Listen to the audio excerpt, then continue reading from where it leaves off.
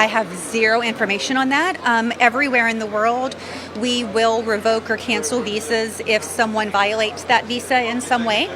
That's just a standard practice. I think we do it here just periodically if we get that information. There hasn't been, and to my knowledge, any wholesale cancellation of visas, and I wouldn't know what that reason would be. That's very confidential. Definitely, I have no knowledge of any sanctions leading up to that. But if we get that, I'll be happy to share it with you. If public information, typically visas are confidential, and so we would only inform the individual who held that visa.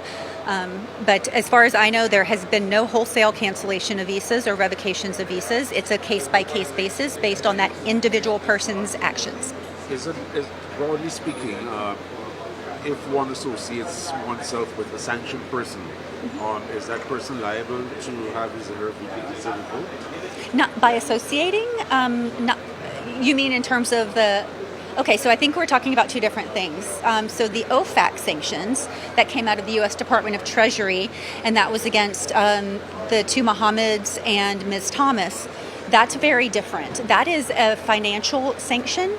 I think what you're talking about are visas. So those are not, they're not the same thing. Right. They're very but separate. If one were to associate themselves, say, with sanctioned person through an OFAC mechanism, are the persons liable to have their visas revoked or cancelled?